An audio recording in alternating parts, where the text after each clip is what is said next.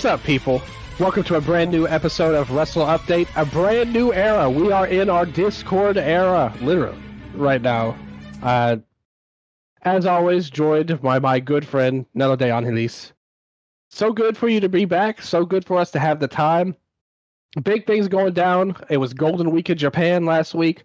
We've got a big show to talk about today. How have you been feeling, man?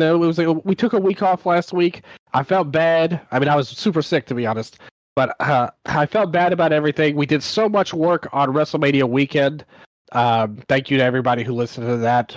We covered a little bit of everything over the weekend. We got like mad busy.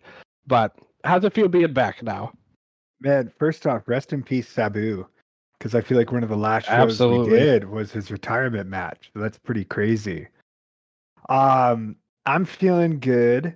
God, let's see here. I haven't were there any events last week? Nothing big. Yeah, so you needed to rest. It's all good.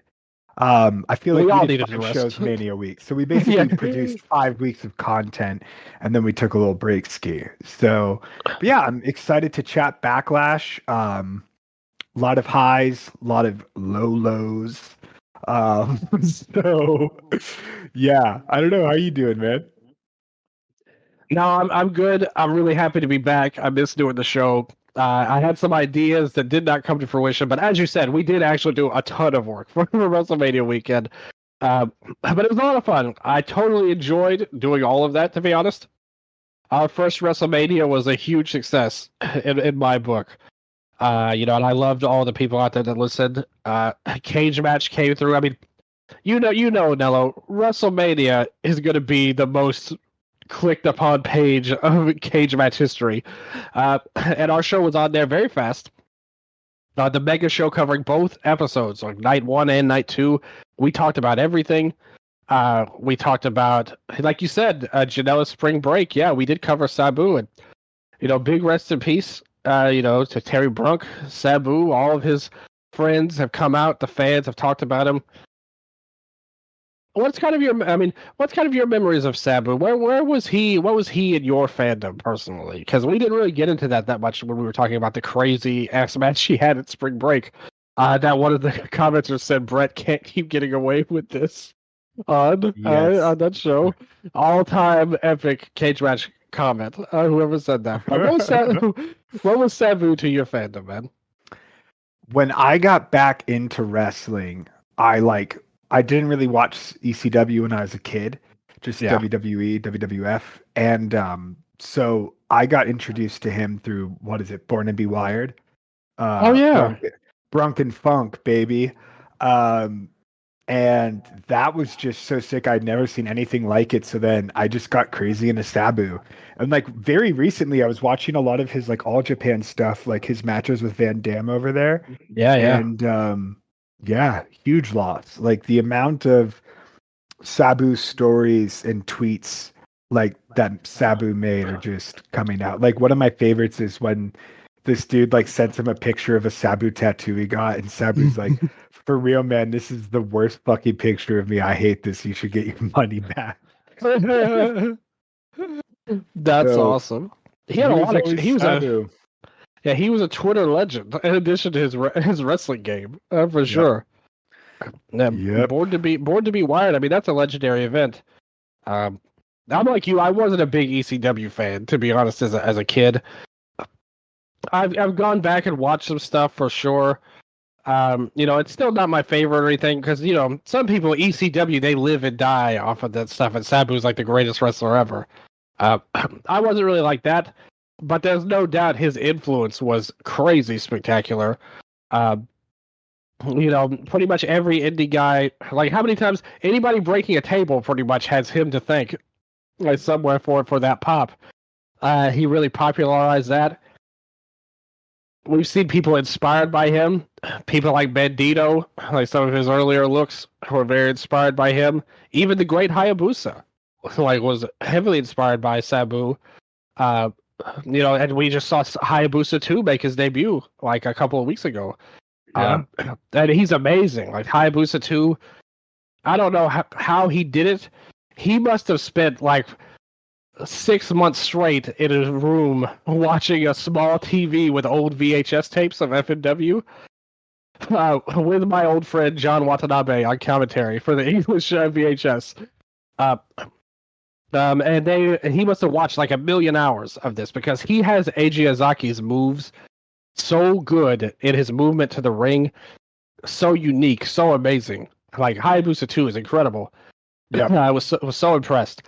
But even the original Eiji was like very inspired by Sabu and his Daredevil style. Well known for trying to work all the fans all the time with fake injuries and messing up on purpose. Or maybe even saying he messed up on purpose to work the fans as well. Very good gimmick there.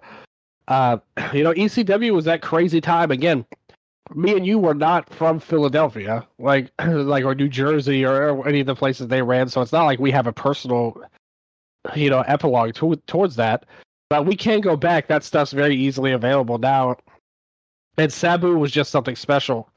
And the toughness he showed, the barbed wire, all the stuff he did. He made an indie run for 25 years after ECW ended. And 20 years after, almost 20 years after his WWE run ended, he wrestled John Cena on a pay-per-view once. He did a little bit of everything, and he was a wild guy, totally unique gimmick, inspired by the Sheik. Had a legendary run in WCW that lasted like a month before he got fired on it. He was really.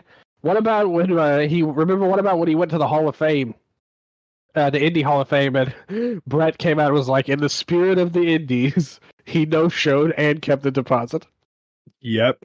And then, God.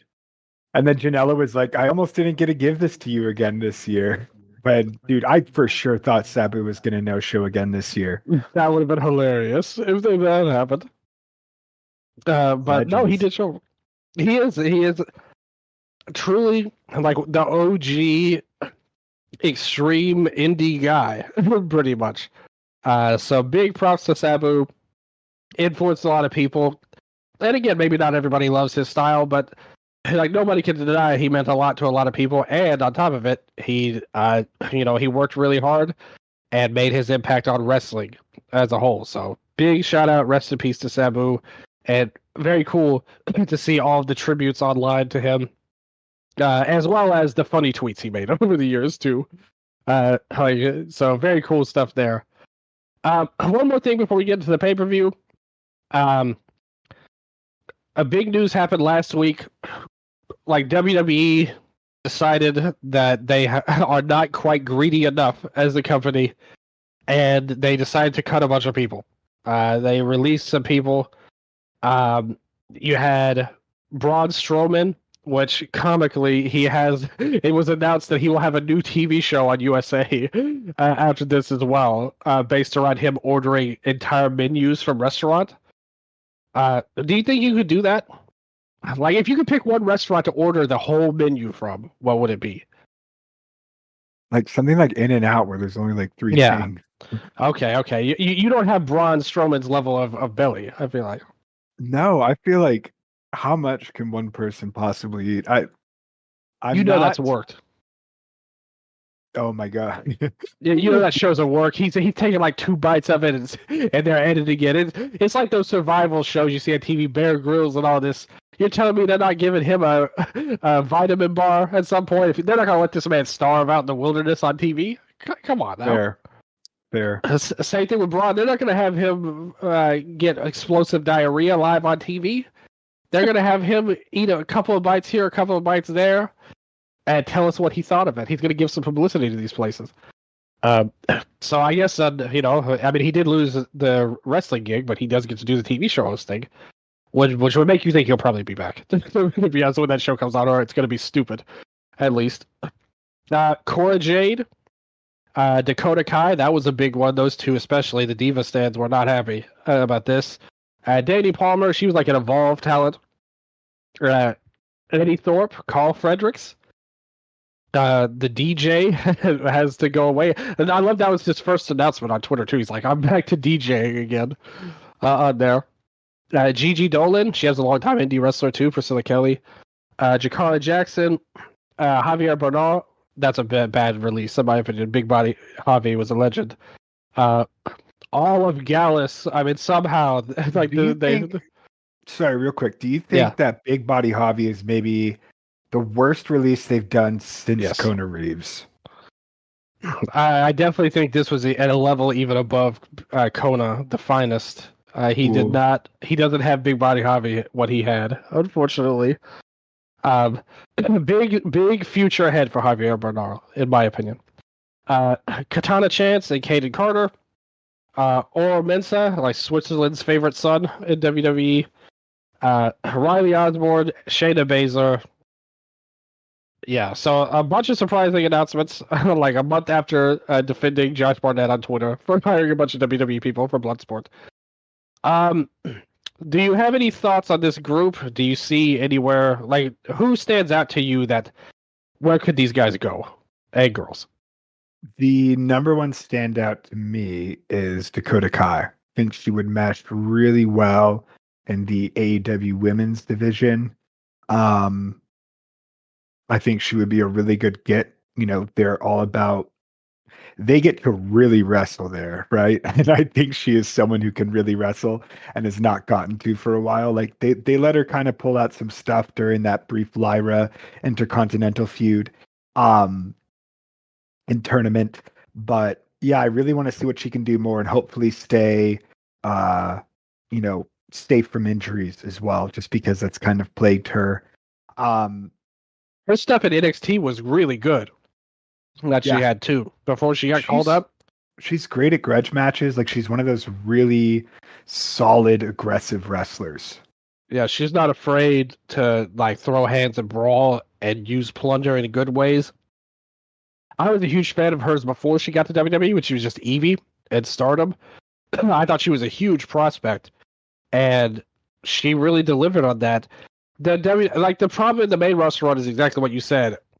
Like the injuries really derailed her a couple of times, unfortunately. But she's still very well respected. It all came out that a ton of people were surprised. She was the one that everyone was surprised about most because everyone wanted to work with her. You know, everybody thought highly of her wrestling ability. Everyone thought that she was great, and she had a little bit of a run. Like it's not like she was completely forgotten about. Uh, but the writing was kind of on the wall with her when EO got beat down and they wouldn't even send her out to save her. Pretty much, it's like, dude, this is your tag team partner. And, it was kind of like an already gone thing. But yeah, if she's not where she was, I think the injuries did take a toll on her. I don't think she's as great as she used to be. But if she's got some more left in the tank she hasn't shown, I think she would be a great signing. I also think her boyfriend, Eddie Thorpe, Carl Fredericks, would be somebody worth rolling the dice on because he had a ton of upside in New Japan. Unfortunately, I mean, that door is probably closed forever at this point because of how he left. But if you're at AEW, maybe a Ring of Honor, let's see what he's like unleashed because he didn't show anything in NXT. Like he really got lost in the shuffle. He showed a little bit as a heel when they started to turn him as this whiny, annoying guy. But as a wrestler, he at one point looked like he could be the cream of the crop, and it just never materialized in NXT. Get Dakota and Carl Fredericks, and I think you could do some big things like with them both. I think they're two people I would roll the dice on. Again, they're a little older as well. I don't know if that would affect anything if you want to invest in the future for Ring of Honor. But they've never shown any signs of that. Jericho was the champion not that long ago. Bring him in, and I definitely think give Dakota some matches. The problem with the women going into AEW is like we're seeing it play out. Like there's Tony and there's Mercedes, and then there's a big drop off in terms of what I think Tony Khan sees as important right now, overall. And I think if he could really elevate the division, because people complain all the time, and rightfully so. I'm one of those people complaining that Stat and Willow don't get enough TV time, and they both deserve it. So I really have a hard time finding how some of these people can get runs there. But I think if you start off small and build them up, with Dakota, I think she's the one that you could put on TV and it would be a deal. people on Twitter at least would talk about it. Like if you had her go one-on-one, next week, her versus Tony Storm, like, title eliminator match, which they love doing so much. That would at least get people talking if they wanted to do that. So I'm in for that. I think Fredericks has some upside. What do you think about him? Would love to see him back in New Japan, largely because they need people. Yeah, that's true. Like that is 100% true. And I think the fact that you have Gabe, Clark in such prominent and trusted positions, that I would like to believe that fence can be mended. Because one of the first things I think tweets that I saw in response to Carl's release was Clark quote tweeting him and saying "my dog for real." I hope so. I hope you're right about that. That he would be a great addition there. Yeah, because what Cobb, Naito, and God, there was like one other that they lost in like 3 months. Bushi. Yeah, don't you disrespect Bushi on this show. I love Bushi's masks. They're super cool. That's all there is to it. Yes. Yeah. But they could definitely use him. I feel like the men's divisions in AEW is so unbelievably you're right. stacked right now that like they just can't, like they just got Speedball and Kevin Knight and they're doing well at keeping them on weekly, and Josh Alexander, but I'm like, man, like they're bursting at the seams. Good point. I think that's going to be tough for all of these guys. Like, that the AEW is going to be tough. I think he's the only one I would even roll the dice on. And like I said, I see him more as a Ring of Honor guy, more than anything. Try and build him up to something. See if he can find that fire, and maybe that bridge can be mended, like you said. Because I'm sure the boys are on his side. Which is the company might not agree, but who knows? I also think Cora J, Gigi, like, two indie people before, they're both chomping at the bit to get back out there. What do you see about those two? Gigi is very exciting to me on the indies because she's an Effie style wrestler where she is, I think that a television rating really restricts her abilities. She's to me way more of a character wrestler than like a wrestling wrestler. She's not eating tampons on NXT. Exactly. And dude, like that's the shit that I loved about Priscilla Kelly. So I think that her and Effie were supposed to have like a blow off main event at like a big gay brunch. So I hope that gets to happen now. I think Priscilla and Elena Black would be a really good duo to tour the Indies, like especially GCW. Yeah, she's got history. Gigi does. Priscilla does. Her husband's in TNA. If they want to roll the dice on there, Zach Wentz is there.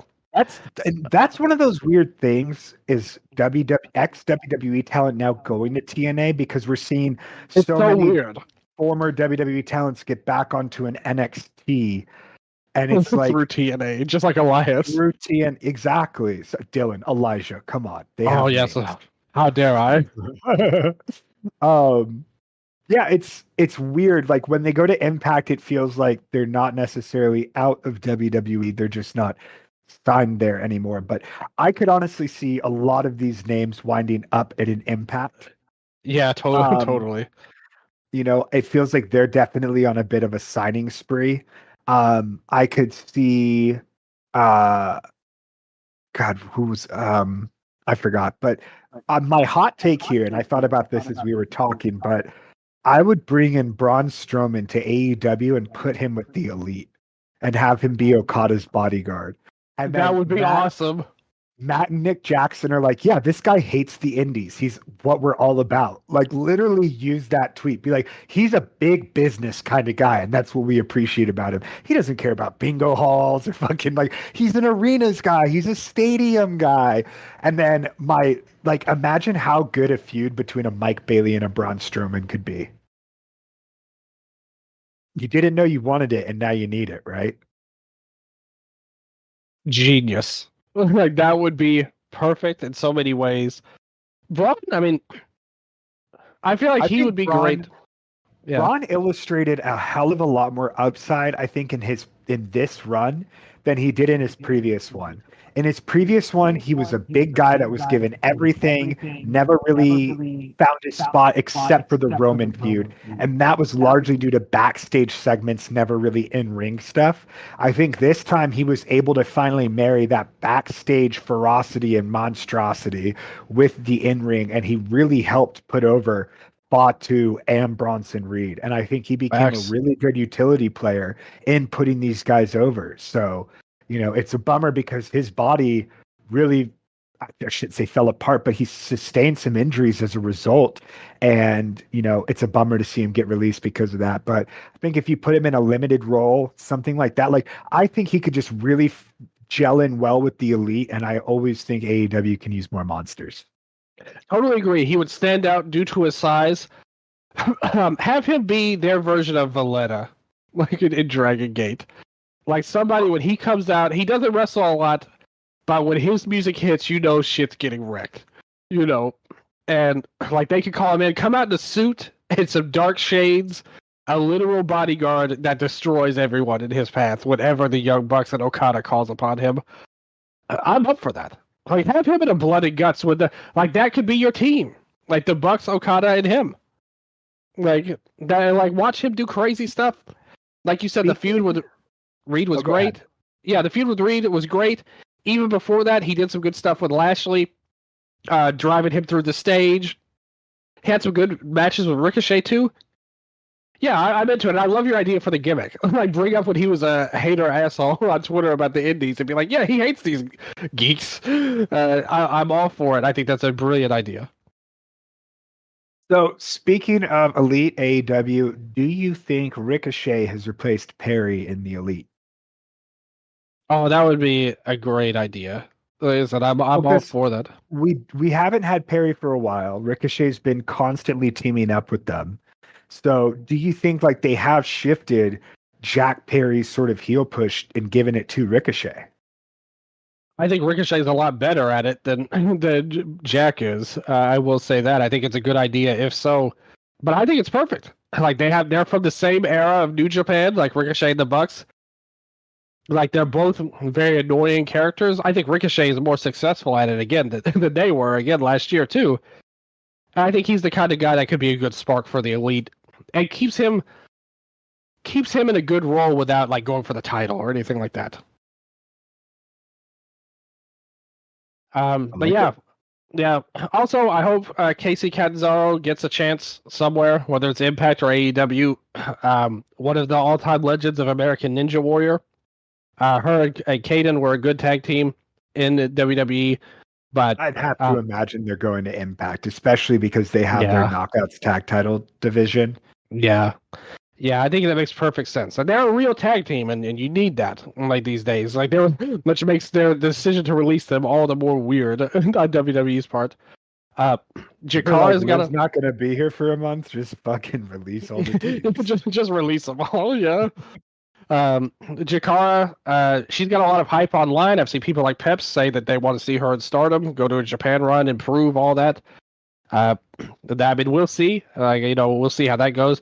I think Shayna could go to Japan. I mean, she worked with Rossi at Stardom before. That's where she really got her started wrestling. There, I don't know. I mean, to be honest, I mean, Rousey was in Ring of Honor. Right? I mean, they brought her in. I don't see why they wouldn't give Shayna a rub. I mean, I don't know. Do you think there's anything in that? Well, because she was a major person, like at one point for the women's division in WWE. She was, and I wasn't really a fan of that run. Like, Yeah, me either. I've never been a huge Shayna fan. Like, I was a fan during her Stardom run. Like, her match with Io before she left was really, really good. And I remember being like, damn, like, she's one of those featured stars, and she had a different style, different look. And like, I thought like for a while it really did well. And then other wrestlers came along, and I think that they just kind of passed or lapped her, right? Yeah, And that happens. And I have not seen any character or in-ring evolution from the moment she walked into NXT to the moment she left WWE. I agree. I thought I think really the peak of her run. I mean, they tried really hard at first. Remember when she ran through the chamber, like Yeah, and eliminated all like 5 people? yes, there is also the Marina Shafir connection in Mm-hmm. AEW, but they already have Marina, so I feel like adding Shayna to the mix would almost be redundant. Which isn't to say there can't be two stylistically similar wrestlers, but it's like Marina's very much that quiet fighter type role right now, and that's why I would say Shayna I think would do a lot better in Japan, in a place where your in-ring work is what speaks for itself, right? And hopefully she's able to work with some better people, get longer time for matches, and really hone in on her style. I think that she needs to join the Death Riders, like another Oh God, person to don't. interfere in their matches. We don't have enough. No. But no, I agree with you. Like everything you said, I pretty much agree with you. Um, they might give. Like I said, I'm not against giving these people, any of these people, really looks in Ring of Honor. Like let that be your tryout ground with any of these people. But otherwise, I don't see a lot of room for anybody outside of maybe Dakota. Like I said, you can, and even then, it's going to be tough unless they change the way they book the women's divisions. For anybody to stand out, and the men, like you said, the only one would be Strowman because of his size. But I mean, I've heard his asking price was kind of crazy outside of WWE before the first time. As long as it's not control your narrative, I think we'll be happy. If that never gets revived, I think we'll all be better for it. But yeah. Another set of releases. Riley Osborne, he posted a thing. People were talking about how Triple H said everybody was lazy that he was getting rid of. And Osborne was like, "Nah, that's not true. Like my work ethic's strong. I believe it. We'll see where he goes. He's a decent young wrestler, like Josh Terry. We'll see what happens with him. He's a Ring of Honor guy. Like I would Yeah, say your Ring of Honor guys or your yet to be solidified talents that are yeah. prospects. Good point. Um, like someone like oh my God, who were we just talking about on Ring of Honor? Fredericks?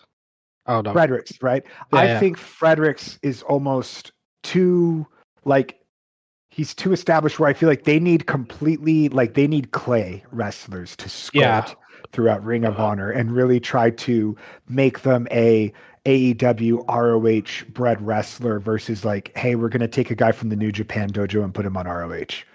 Because at that point, Fair it's like point. this guy's ready for fucking TV, right? Fair point. I think that's a very good one, and he's another one. Like Osborne is somebody I would roll the dice on. Like Minsa too. He showed some stuff when they gave him a brief push in NXT. If you wanted to do something there with him, it's cool. I'm always a big fan of people who come from like smaller countries for wrestling. Like they're the like one of 2 or 3 major names. I always root for guys like that. So I hope the best for all these people. They've got some good talent. I don't think none of these people were major parts of WWE storylines, to be honest. I can kind of see why you might want to throw in the towel on some people because they have 1 million people on that roster. It's kind of a problem. If anything, I'm not trying to say this is a mean way, but I think if these major companies cut loose some people, it would be good for the indies. Like people like a Priscilla Kelly, who was making a big name. Now she's not scooped up so fast. If there's a little bit more room to breathe um, in the companies, maybe the indies can really benefit from it and get some guys if they want it. There's certain people like Danny Palmer. She announced she's like done. I'm not wrestling anymore on there, which is certainly her right. I'm not hating on that at all. But I think if there's somebody wants it and they're hungry, I want to see them do great for the indies because I think we need every like big person we can get, somebody that makes a name at this point. And like, cause it's there for the taking. Like, they're like to be a top star in the Indies is there for the taking. Did you see before we get into Backlash? One more quick thing. Did you see the exchange between Ricochet and Javon Evans on Twitter? Yes. It was hilarious. Yeah, that was I howled. It was so funny to me. Javon Evans dropping crackhead. Why would you do that? That was crazy. Like even Ricochet backed off on that. He was like, "All right, I've got to go. Like I'm not getting involved in any of this." Uh, yeah, then they made him delete the tweets, which is probably for his own good, to be honest.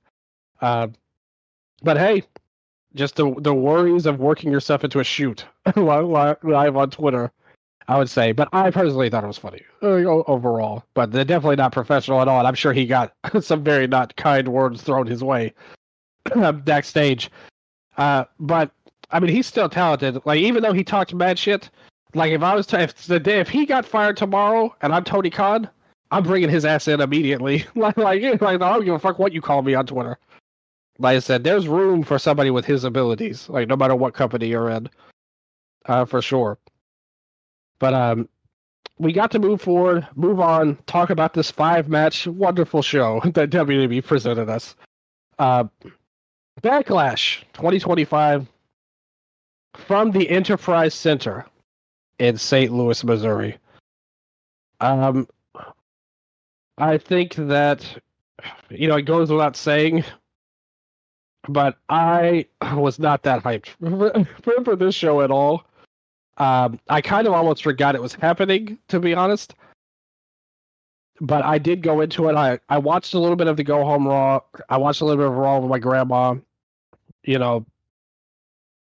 Mama was into it due to wanting to see Orton win the title. And in my mind, I was thinking, like, that's no way that's going to happen. Pretty much. But regardless, they are at the home of the St. Louis Blues here. For posterity's sake, what were your feelings? Like, knowing this card, looking at it, getting into the vibe of watching it, and knowing we were going to talk about it together with your good buddy Dylan, of course. How are you feeling heading into the show? So besides my excitement to talk about it, I really dread these fucking shows. Like, these 5-match WWE PLEs are obnoxious because I know I'm not going to see that much wrestling. I'm going to have to sit through a shitload of ads and product plugs. And it's just like, there's more negatives to the overall experience. Like, if this was just wrestling, I'd be like, okay, I'm excited. I like some people in WWE. Let's see what they're cooking. But in terms of the WWE's presentation of wrestling, there's few things worse. I watched UFC, was it 317 after Backlash? And they did their 5 fights in a shorter amount of time than WWE did theirs. And WWE is in control of how long the fucking show is. Right? Like, in terms, and I say that in terms of like UFC, like a lot of the fights, I think 2 went 25 minutes to full decision. That's long as shit. Yeah, your 2 main skis, I'm pretty sure. And so, and another fight, the Grasso fight went to decision as well. So, and they're in control of how much time is in between the fights, but WWE knows exactly how long they're booking these shows for, and they fucking suck at it. Yeah, like, clearly they don't even care about the fans and what we think. Like you said, everything's turned into this, like, huge product. It's like a social experiment almost. Like, how much product placement can we put into a single show? I will say this show was super short by their PLE standards. Like, this thing ended before 9:00. Like, that's less than 3 hours. I texted you after the show with it, and I was like, this reminded me of December to Dismember, the show that famously went under the time. And just invoking that name makes this show automatically better, because it'll never be as bad as December to Dismember. But I was like, damn, this show was short as hell, like, overall. But like you said, ultimately, a lot of that 2.5 hours was not spent with wrestling, which is what I want to see. Like you said, there's good wrestlers on here, and like, there's good wrestling. Like, there were some good matches, and I was vibing a little bit at the start of the show. But it was a sign of things to come at the start, because we started off with this 4-way for the U.S. title. Well, at first they started off with, like, going on about St. Louis and all that. They're like, St. Louis wrestling, it used to be a big deal 80 years ago. They were talking about the Blues and the Cardinals, like, just a complete piece of shit baseball team. So the biggest rival. I apologize to Cardinals fans, but I am a lifelong Cubs fan. Not the Cubs fan, but I'm a fellow Cubs fan. And so they went on and on about the Cardinals. Greatest show on turf, all that stuff, although they left. But still, like a lot of the St. Louis sports references here is pretty cool, to be honest. I know that they had someone sing the national anthem. I didn't watch it. I will say, whoever it was no Ava Max, like for sure, that we saw at WrestleMania. But better than Jelly Roll, I'm sure. But they started to show off the four-way. All of these entrances took forever. Like it felt like 20 minutes before we even got to the first match with nothing happening. Here, but it was Drew McIntyre, Damian Priest, LA Knight, and Jacob Fatu. So they're calling, like they're bringing in two feuds from WrestleMania and putting them together, pretty much, in the tradition of Backlash, just like the old days. Lazy booking here, but I thought this match was good. To be honest with you, I thought that there was some good high energy spots for all four men. I thought that they tried to give everybody big moments. You know, they built to a big stare down with Fatu and Drew, which got a big pop. You had LA Knight really positioned as like the true babyface of this show, getting the fire up moment, hitting the double springboard elbow twice, once to a standing Fatu and then once for the near fall in his normal version. They had everybody fight on the outside a bunch. You had Priest screw over Drew again, pull the referee out, and that pissed him off. He gave him the middle finger, or more accurately, the FU arm gesture. He gave Drew. Drew was pissed. They brawled off. Priest ended up. They climbed up to the top of the audio equipment box and jumped off that through two tables with a South of Heaven chokeslam. Drew got hurt legit on that. It's been reported that his head hit the back of the ground with that. So hopefully he's okay. And it looked like LA Knight was about to go full Shane O'Mac with the leap of faith on Fatu on the table. But then suddenly Solo comes in and pulls Fatu off and shakes his head like, And LA Knight is shocked at this. He never expected the Bloodline to interfere in one of their matches. He never dreamed it could happen, but it did. And then suddenly a man in a hoodie jumps over the guardrail and attacks LA Knight. And he leans down and pulls that hood off to reveal, as Michael Cole said, and I quote, "One of the hottest free agents in pro wrestling, Jeff Cobb is here." So Cobb comes in. He actually got like a pop too, like the fans recognized him.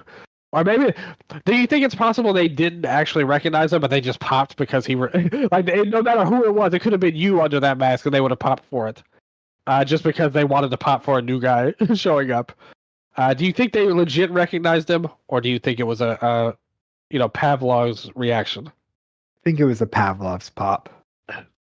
Pavlov's pop. They didn't even know him. Yeah, it didn't sound like there was a big reaction for Cobb. But I was what about his see him. What about his run from Matanza? Like, do you think that they recognize that? He was under the match then, but everyone just starts chanting Matanza. What would his reaction be? He's like, "Stop!" That would be hilarious. It's like when they started chanting Husky and Bray Wyatt. But no, I thought they gave him a bigger reaction than I thought he would get. I thought he would get no reaction. But they gave him one somewhere. TJ Perkins was punching the air at this when this happened. His mortal enemy gets a new payday in WWE. He destroyed LA Knight, and in the end, Fatu hit the triple jump moonsault for the win. The finish was lame, but a good high energy 4-way match, I thought. And we got a new debut. That's cool. Cobb in the Bloodline. Sure, I guess like he's in no way Samoan whatsoever, but whatever. Like, or even Tongan. But what do you think? What do you think of the 4-way and of Cobb coming in? 4-way was good. I liked the big table spot between Priest and McIntyre. Man, they're really putting them into a blood feud and just carrying it through. Which is fun. I'm excited to see what's next. Maybe it would make sense, I feel like, to do a Hell in a Cell between Drew and Priest, which could be pretty fun with two big guys. And in terms of Cobb's debut, I mean, debuting main roster in the Bloodline is pretty much the best position you can be in. You know, Solo's Bloodline is a little lacking right now just because the Kama Where are the and targets? they're both injured, right? Yeah, Tonga Loa's been out forever. That's my goat. Like, without him, the whole thing falls apart, in my opinion. Dude, I can't believe he's going to get a Hall of Fame ring for this Bloodline. Yes, please let that come true, Triple H. Like, I'll still hate your guts. Like, don't get me wrong, but I will praise your one good decision you made if you put Tagaloa in the Hall of Fame. He's going in, dude. But it's Camacho. Yes, where's Unico at? Like, come out riding the bicycle. Sikoa, Jacob Fatu, Jimmy Uso, Camacho. Yes, when they thought he was Mexican that day. But yeah, like you said, for Cobb, it's great. Like, you're pretty much at a guaranteed main event angle. When he got released, I pretty much said the thing with Cobb is, I feel like every company he's been in, it's the same story. You've got that one monster run with him, and then it's over. Like, he's destined to be mid card forever after that. I think he should go on a tear. They build him up to have destroys everybody. Maybe he even wins the U.S. title. But this should all culminate with Jacob destroying Cobb, in my opinion. And that's it. Like, Cobb dominates for a few months. Whoever you have in mind next, your next project beats him. You get a good run out of Cobb, and then put him in a tag team. And I think that's a good run for him, or maybe even on NXT. I don't think he has long-term main event upside, but I think he has a use as like that one big run he can have where he looks devastating, and you feed him like they did in New Japan with Okada. Remember the G1 where they both went undefeated, and they met on the last night of the tournament, and then Okada won, and that put him over, and it made him look like a beast. I think that's the goal with Cobb here. You have a big run, and then you put over somebody else with him, and I think that's his best use. What do you think the secret United Empire chat thinks of this? Oh, they probably loved it. I would say I'm actually in the chat. I can confirm that they loved it. Khan praised him, like on Twitter. He was like, "Oh, way to go!" Like on Twitter. So we'll see that the Empire. Cobb's totally. But the funniest part is, Cobb is totally ignoring all of this now, and TJ continues to like run to Reddit and go on and on about it. It's very funny, to be honest. Good match though. I definitely would love to see. I really enjoyed their street fight, Drew and Damian at WrestleMania. I'm all for going at it one more time in a bigger match. And I think it's definitely time for Cobb to move on from LA Knight. Although he did, like, Knight held his own here. I thought this is one of the better singular performances for the former Eli Drake here doing some big things. He had a nice little hot tag sequence, quote unquote. I feel like he got that Cesaro spot where you just got to whoop everyone's ass in a nice line. Yeah, I'm interested in what Fatu does next. I mean, it definitely feels like it's going to be something with Solo sooner than later, maybe. Fatu's frustrations at the end of the match. Yeah, Fatu wasn't happy about this interference afterwards and just kind of walked past him. Yep. It was good. So very, very nice stuff there. I think you could argue like this was a match of the night candidate, along with the next match, in my opinion. We had the Women's Intercontinental title, Lyra Valkyria versus Becky Lynch. So this was a deep storyline. We talked about their tag title win at WrestleMania. The night after, they lost it back to Liv and Raquel, and then Becky turned on Lyra, which is like kind of the opposite of what we speculated on would happen. Um, like I thought there was definite legs with the tag team, but in hindsight, I really think they made a great call to do this feud because it's brought something out of Lyra that wasn't there before. She cut a great promo on Raw against Becky, probably the best of her entire career, where even like Mama was going, ooh, like at some of the stuff that Lyra was saying to Becky when she was talking about how, because Becky was going on and on being really annoying and stupid, talking about garbage. Like, I took out the garbage because Bailey's a piece of garbage. And when you take out the garbage, what you do is take out the garbage. And she was just like going on and on with this. And then Lyra was like, no, then she was like, I took out the recycling with Lyra. And Lyra's clapback about her being the queen of recycling with her stale stuff she's been recycling for 5 years was a great comeback. And then, of course, like Becky brought up, like, you only have a fiance because of me on there, which we saw come into play in this match. But great promo. It felt like they were trying to channel a little bit of that Charlotte Tiffany energy with each other, but in a productive way and not a train wreck way. So they had a great promo. And Lyra is a great babyface wrestler, as she proved here. She early on had a great like Northern Lights suplex with a bridge. Lynch was vicious, like banging her head against the mat, punching her, going wild. She dragged her outside, threw her in front of her fiance in the front row, and she was like, "Is this your girl? Is this your girl?" And then they cut to her fiance, who I was not aware of this at all. LJ Cleary from Noah was in the front row, and like I was formerly of the good-looking guys, is sitting in the front row. Like he didn't have any reaction to this taunting. You would have thought that he would have been pissed and like riling his arms up, doing something. Maybe he was just too nervous. He didn't want to like overshadow one of the top stars of the company, so he just kind of sat there.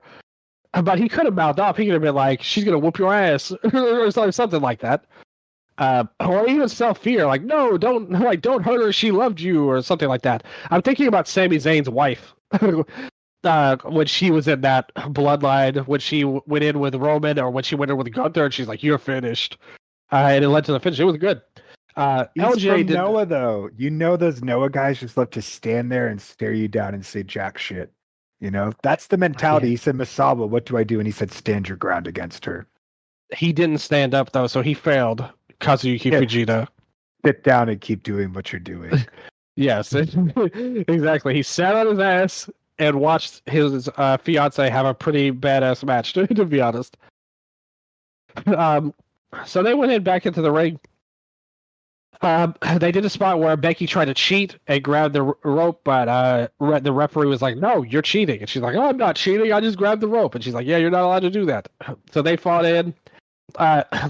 Like Lyra kicked out of 3 straight, well, not 3 straight, but 3 manhandle slams here. She goes in.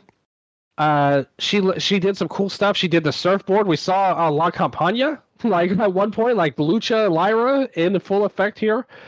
Shout out to Angel de Oro with this move. Like very cool stuff there. They trade the disarmor attempts. Becky tried to grab the chair to set up the exposed turnbuckle. Lyra did a spot where she hit a move. I can't remember what she hit actually. But she like teased going for the moonsault. I think she might have hit the Nightwing, but she went for the moonsault but changed her mind. And then when she went for the moonsault, Becky got her knees up. Becky tried to shove her into the exposed turnbuckle, but she missed. She hit the middle turnbuckle instead and maybe broke her nose in the spot. So they go in. Becky kicks out, and they do this big roll-up thing where they go after each other. Lyra counters finally and holds her nose for the finish, like so you know it's probably like hurting her really bad. But she ended up getting the win. This was somewhat of a take on the same finish we saw on Raw, but this was better done in my opinion, between Io Sky and Roxy Perez. That's definitely a match worth going out of your way to see, guys. If you don't watch Raw normally, check out Roxy and Io. That match ruled. Like they had a great sequence at the end of this flash pin, and they tried a similar thing here, and it was an upset win in my opinion. I thought Becky was going to win, But instead, Lyra gets the win. Becky snaps, goes after her, locks on the disarmor, and she's still holding her nose even after this armbar at the end. What do you think of the match? This was my match of the night. My Mine as biggest well. complaint is that I just think Becky, and this was most apparent in the post-match beatdown, she really does not lay in her shots at all. Like, they look very weak and choreographed. Um, you know, her in-ring physicality needs to match the intensity of her character. Yeah. So that's my biggest criticism there. But, I thought that this was a star-making performance for Lyra. They really gave her everything to kick out of. I bit on a lot of the false finishes. And like you said, I completely did not expect Lyra to win here. My hopes going into the match was that it was going to be a good match and Lyra would look good in defeat and then hopefully not be forgotten in the feud. So to come out with this, it's really cool. And she earned it. She improved on promos. She came out with the wings. Like, the fans are into the bird calls. I was really surprised to hear them doing that. That was something they got over on NXT. But hasn't really taken off on the main roster. But we're finally getting there. I feel like when the fans are into it, I will say, as completely ass and shit as he is, I think Pat doing it on commentary has helped condition the fans to go along with this. And the feuds worked. Like, this is the absolute best way to do a veteran versus youngster feud. Like, this feud is all about elevating Lyra. Becky did an amazing job, although I completely agree with you. Like, her strikes look like Ren Ayame level, like bad here. Like, it's not working for me. Like, these hammering the back strikes, like, it sucks. Yeah. I was going to say, we had LJ ringside talking to the spirit of Misawa. Do you think that Triple H was in the back and he's like, Baba-san, what do I do? And he was like, pull the trigger on Lyra tonight, put her over, just like I did with Misawa and Saruda. And I definitely agree. Many people have compared Lyra to Misawa in the past, and I think that this match proved it once again. And I think Triple H had no choice but to go. He told Lyra to shoot on Becky, and it was supposed. That's why Becky freaked out so much. Like, she was like, I thought I was gonna win, and Lyra double crossed her for the win. But no, Lyra looked amazing. I hope the nose is okay. I would have liked to have seen LJ like run in at the end, like. That's what they should do. They should have, like, tonight on Raw or next week, Seth Rollins should come out and just destroy this man. Because, like, nobody knows who he is. That's fine. Just have him destroy this man in front of, like, Lyra, have Becky hold her and watch her bloody and just destroy him. Like, that is the next level for this feud, in my opinion. They mentioned him a bunch of times. They showed him in the front row. He got involved somewhat in the match. That should be her entry into his group. Have him kill LJ Cleary. No, by the way, I don't hate LJ Cleary at all. I think he actually did pretty good in Noah. And definitely, listen, whatever happens, nobody's going to hate on this man. Like, this man's about to marry Lyra. Like, we all can be proud of him for that on there. So big shout out to LJ. I hope he gets a run out of this of some sort. I don't think that he'll be, like, in a main event spot, but if he can get an appearance out of it, then he's won overall. But yeah, good match, great feud. Becky should stick to suplexes and arm bars and not punches. Lyra's kick looked good, like, because I remember that last match they had on NXT. I thought was kind of weak. I thought Lyra actually, like, some of her strikes were really weak, but here I thought her kicks looked good. That spin kick that she does looked great. Becky really put her over well. Well booked stuff. Very much enjoyed this.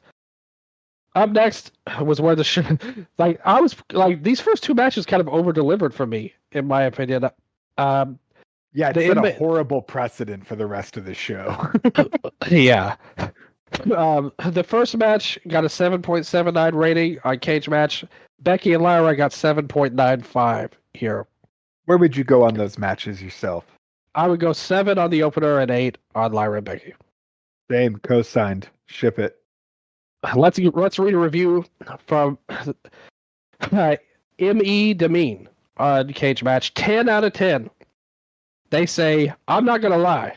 Everyone who rated this match 6 or under are some miserable people who need to be kept out of wrestling because nothing they are saying have actually happened in the match and are just showing their miserable agendas and hate towards Becky and Lyra. Sorry, not sorry. Anyways, this was a perfect match mixed with a good amount of drama and storytelling. It was 8.25 at the least. Although, to be fair, that is not eligible on cage match. You have to pick an 8 for that. Becky showed no ring rust and has been impressive for someone who's absent for a year. Lyra was great as always. She is one of the best women's wrestlers in the world, and here she looked really strong, especially with the injuries and her kicking out of 2 manhandle slams. It's her best match ever and top 10, if not 5, Becky one-on-one matches ever. Lyra retaining was the right call, and so was Becky attacking her post-match. I'm excited for what happens next. He loved that match. And I will say this. I agree with what you said about Priest and Drew. I think this match needs, and that's why I want to see that beat down on LJ to set up a blood match, like a huge grudge match in the future between these two. I think you could have something great at Money in the Bank or whatever. Up next was Dominic, Mysterio, and Penta for the Intercontinental title.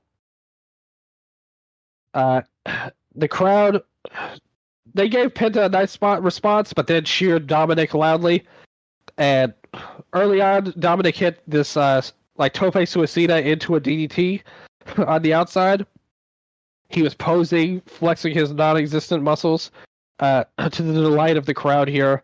They were singing Dominic's name and treating him like this huge baby face, just like at WrestleMania. Penta did his best to fight from underneath here and get the crowd back on his side. At one point, Dominic hit Oblivion, and that was very cute. I think that, I definitely appreciated that, to be honest.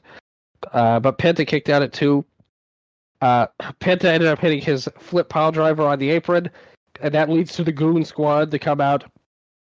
Carlito Squad. yes. Carlito rushes the ring. I was wondering if he was pissed because Penta did the backstabber in this match. And then Cole, even on commentary, said, hey, he did that better than Carlito. Carlito had to be like, fuck, man, I don't get anything. This is my only thing. But he runs out, and then suddenly JD and Finn beat the hell out of Penta. And JD's holding Penta, and Finn's like, hold on, let me get a chair. And he rushes over to get a chair, and the ref turns around and throws them all out of the ring. Easy pop spot, and they tease that Finn fucked up by taking too long to get the chair. Penta hits a dive onto everybody on the outside, but then Finn, they're like, somehow Finn got out of the way. He didn't help Dominic. So he comes in, and suddenly El Grande Americano comes in, headbutts Penta with the loaded mask. Dominic hits the frog splash. Okay. That was my thought about this match. Okay. The match didn't really mean anything. The finish was not completely random, but still dumb. At the end of the day, this was a Raw match at best. Even that's probably generous. This was like a main event level match. What'd you think? Yeah, I did not have high expectations coming into this, and it's still pretty much. It still didn't meet him. Yeah, this didn't make Dominic look good. It didn't do anything for Penta, and just kind of made him look weak, in my opinion. You have an entire roster full of people. I just don't see why you want to beat your new superstars like this. It does not. The new treatment of Penta and Phoenix since Mania just does not make sense to me. And Penta was this big project. Up until that point, he was the Iron Man of the Royal Rumble. They mentioned that here. Yep. And although he should have been eliminated in 5 seconds because he blew the first spot when he touched the ground. But Dominic's a fun character. He's someone who I really like to see him in interviews, and I watch all of his little clips that hit the internet. But when it comes to an actual match, especially a singles one, there's really nothing for me there. Yeah. He's all filler, no killer in the ring. Yep. I think overall. And I don't know, like this storyline, it's clearly working for the fans. They loved him suddenly. Like I don't know what made them turn on him so much, but everyone loves Dominic now. Um, I don't know where they can really go with this storyline. I mean, it seems to me like they're gonna turn on him, like pretty much. A big talking point has been Dominic wanted to have a new member to Judgment Day, and Finn saying no. And then obviously the constant, like, Finn secretly hates this man because Dominic cost him the IC belt at Mania. So I guess maybe Finn can bring in a new member and they turn on Dominic. But I mean, Finn and Dominic is a feud. That doesn't do anything for me. Like, regardless of like if Dom's a babyface or not. What do you think of the stuff with Gable? So fucking lame. Yeah. It's one of the reasons, like, I don't know. It's just it reminds me of like MJF going to the Chinese restaurant. Like it's that. Oh, level of shit. that was the all-time worst. And I say this as a Chinese person. I have the right to be offended over. I would have been okay with it if it was good, but what they did was some of the worst shit ever with the brochachos. That's kind of what this is. Like I said on WrestleMania, I said this is so stupid. I can't really be offended by it, but it is really stupid, and I really don't want this at all. Like, do you think that this is going to be like the main event of that Worlds Collide show? Like Gable in a mask match versus somebody? I definitely think it will be. Pagano, Gable. Stop. Okay, now you got me interested. I hate you. Fuck. Yeah, I was so turned off to it, then you immediately reeled me in. Now, he was one of the main guys they hyped up. And like, oh, AAA, we've signed him. It's like, suddenly he's all over the video. It was like Pagano, Vikingo, and La Parca. It was like their main guys. Yeah, the video they played.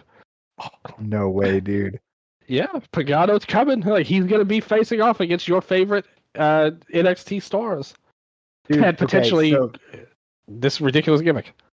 They should do it to where it's like one of those Michinoku Pro dojo or Michinoku Pro shows early where it's like it's like the factions and it's like 5 singles matches, or like when they did it in Wrestle Kingdom with Congo and LIJ, right? Oh yeah. Let's just do like Julius Creed versus Pagano, Brutus versus Dream match.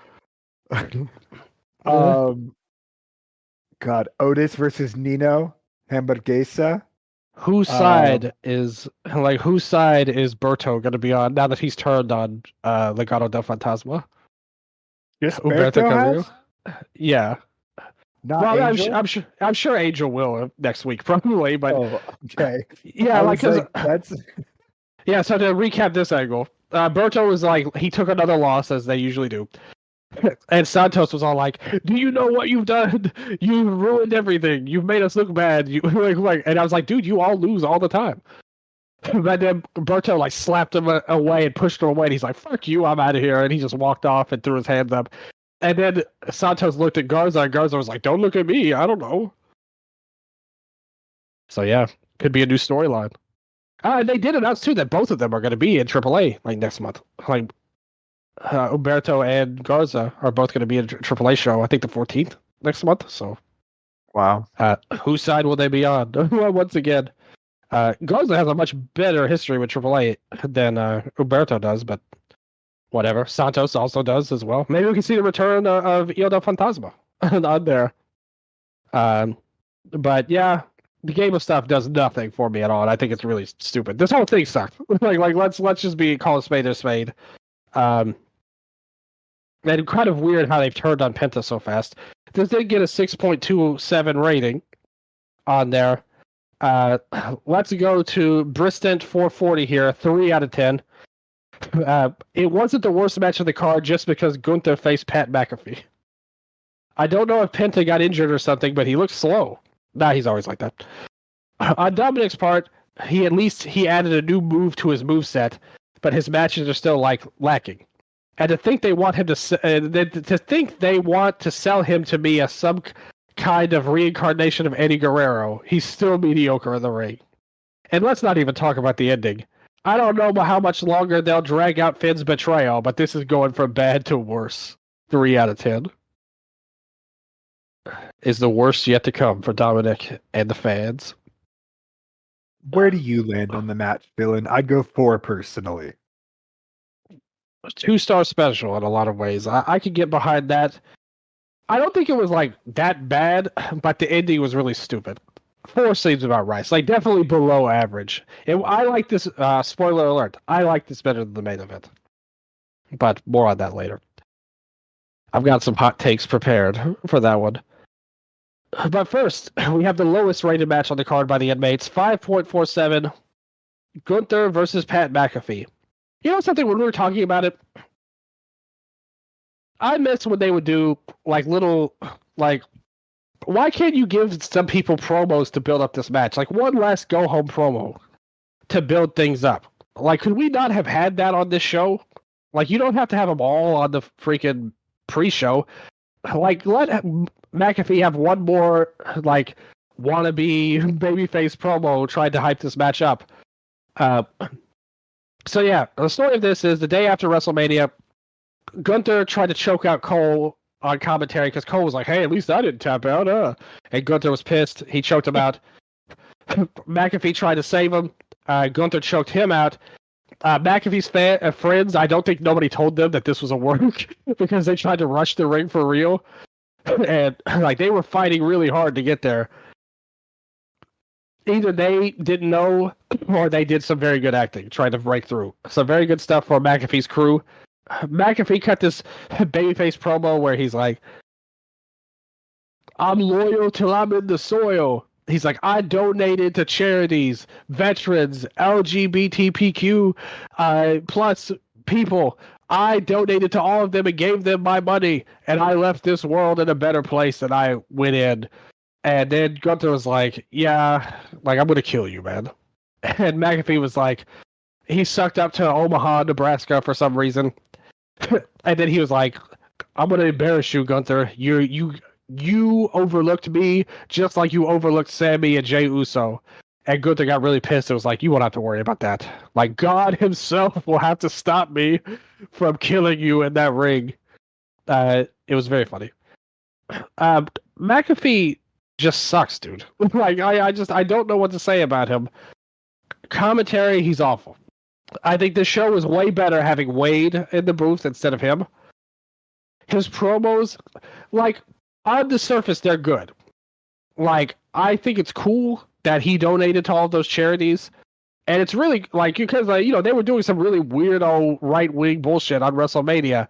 So for him to bring up the gay community and the donations he made was good that they at least attempted to do that. Again, I'm not, like giving them flowers, but they at least attempted and they didn't have to, and they could have just been right ring assholes. Like they tried at WrestleMania, which got booed vociferously at WrestleMania. To be fair, we mentioned that on the show every time they bring up these MAGA, Colby Covington and these people. But his promos are like, I don't know how to describe it. It's like a guy who's a big fan, clearly. It's like a guy playing wrestler. And that's kind of how I look at him.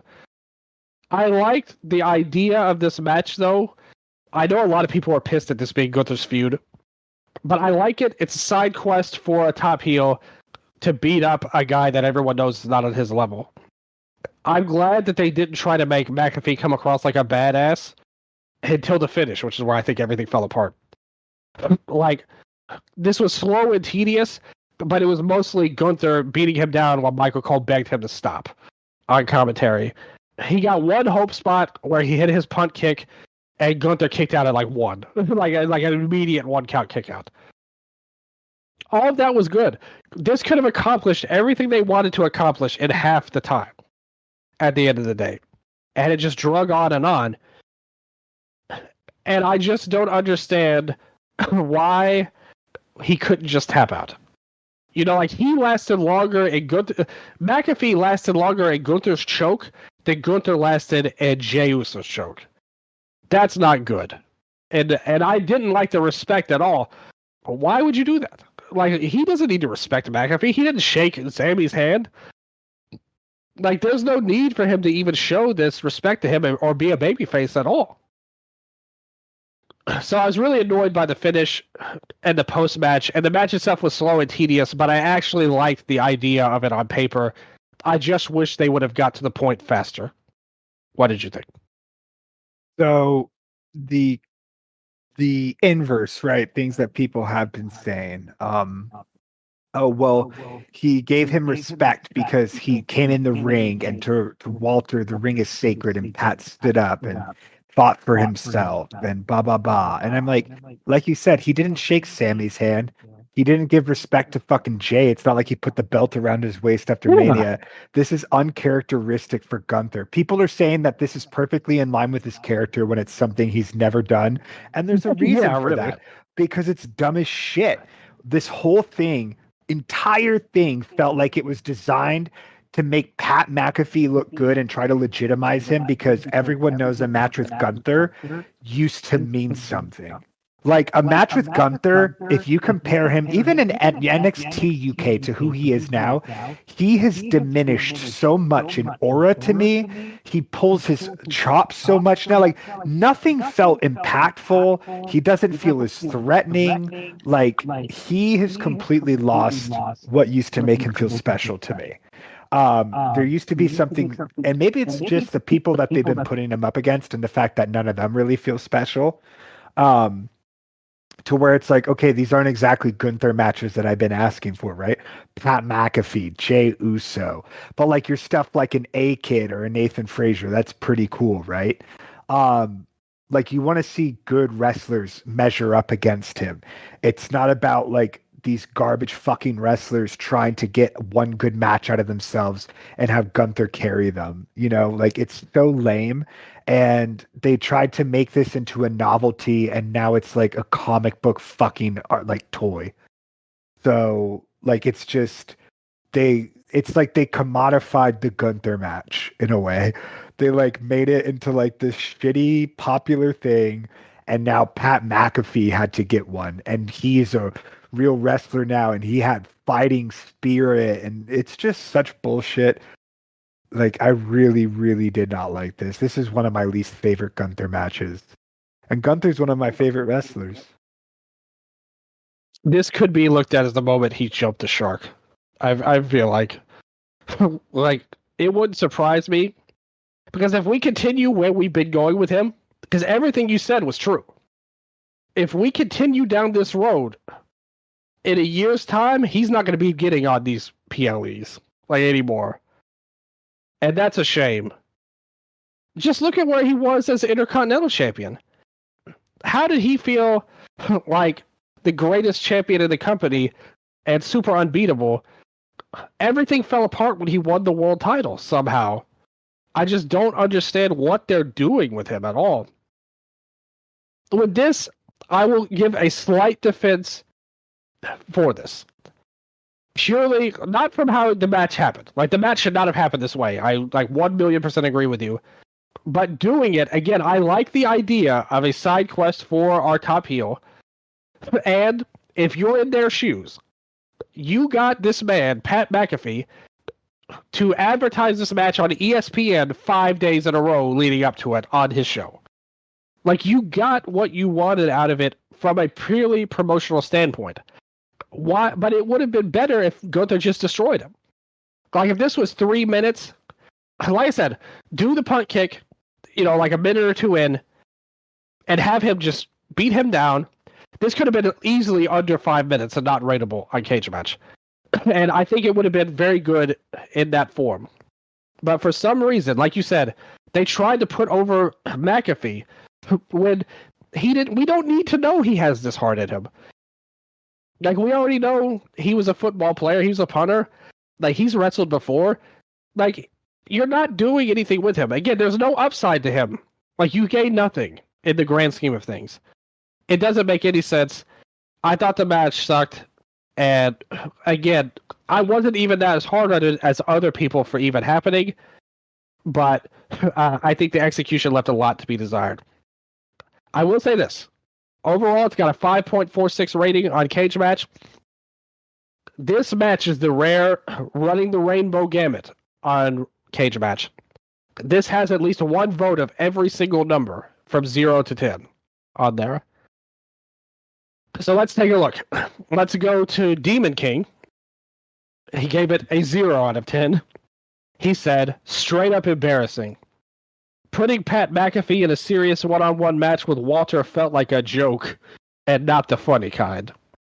Walter has built a reputation as one of the most brutal, technically sound wrestlers in the company, and here he is, stuck in a glorified exhibition with a guy who's wrestled a handful of times.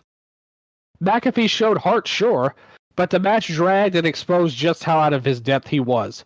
The pacing was clunky, the crowd didn't know how to react. At the end, he just passed out in a sleeper hold like a squash with extra steps. This didn't help Walter, didn't elevate McAfee, and didn't belong on a pay-per-view stage. Just a waste of everyone's time. And now, we go to Black Mass with Love. 10 out of 10 rating. What in the hell is going on with this rating? You have a great fighting spirit story with the murder at the end of it, the match where everything matters, and even the interference was made greatly and emotionally. What do you need? No, I knew that the rating would not be high because of 2 reasons. The first one, Uso versus Gunther at WrestleMania. I don't know how that affected this match, but whatever. The second, Pat is not a wrestler. Accurate. But I didn't expect that even Cena versus Orton's rating would be higher. It's a shame for everyone who cherishes the power of storytelling in wrestling. Stop comparing the time the wrestlers were in the sleeper hold. Put away the stopwatches and pay attention to everything else. McAfee botched a rope move. Okay. But from the point of view of the story and Gunther's improvisation, that this fitted well for the match. This moment showed the difference between their experience, so it's not disadvantage. It doesn't show that Pat can't wrestle. He did his job better than many actual wrestlers do. He told a story. It wasn't about what Pat made Gunther do. It's about what Gunther made Pat do. The ring general pushed McAfee to the limit, and Pat surprised everyone with his fighting spirit and desire to avenge himself and his friend. He survived everything because he had no choice. He was fighting for his life, and it was pure determination. Cole's interference and his reactions in general added some drama as well. Why no one mentioned the fact that Pat tried to make Gunther sleep to repeat the Mania moment, but Gunther didn't fall for it. That showed that he has learned from his mistakes. And even Cole's interference didn't stop him from destroying the opponent. Gunther understood that he was too arrogant. He didn't take his opponent seriously. So in the end, he showed respect to Pat, who really deserved it. If the commentators here don't know, I don't know what to tell them. And I'll tell them this is the thing called character growth. This might be shocking for you, so pardon me. And after that, you will say that this match gave Gunther nothing? Well, then I should say that you're dumb as a wrestling fan. 10 out of 10. Do you feel called out? Wrestling. I think Black Mass called you out. I want everyone to enjoy what they enjoy. It wasn't for me. Watching Pat McAfee trying to exchange chops with Gunther is not for me. No, that was bad. Like that was bad. Like you can't defend that, Black Mass. Dude, it's like I said, Walter used to mean something, and then like over the years, it's like they've slowly chiseled away what's made him special, and now he looks the way they want him to look. He is not as stiff with people, and it's like his type of special match is now just like a Happy Meal toy. But he was not that long ago. What about him and Sheamus? Like the matches they had, like those were amazing. Great. Yeah. So what happened? How did we get from that reign to where we're at now? Well, like I said, this could, and maybe WrestleMania was already his jump the shark moment. But if that wasn't, I really think this could be. Like if this goes south and he's not pushed anymore, and like I said, a year from now, if WrestleMania comes and he's not in a major match, remember this moment. Remember this moment is all I'm going to say on that end. Because like you said, Walter isn't there anymore. Like Walter has died, and we have got this shell of himself, which was here even a year ago. Even his match with Sammy where he lost the IC title was an epic match. Like they fucked it up. Like ever since he won this title. How do you get it back on track? Like, what would be your plan? Let's say Triple H called you and said, Nello, I don't know what the hell I'm doing with Gunther anymore. please help me. What do I do to fix this? What would you tell Triple H?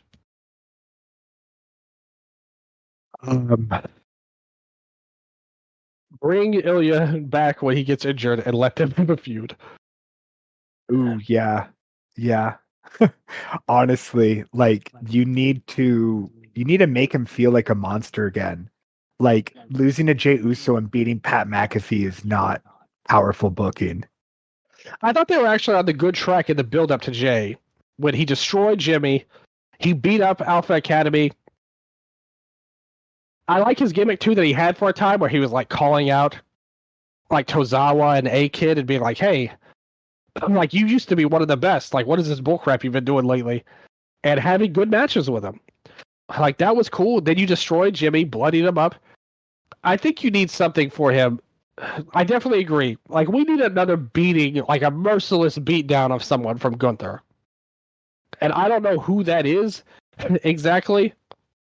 Maybe you could pull somebody from NXT up and have him just like destroy him. Like it needs to be a one-sided feud where he looks like a beast again and hurts somebody.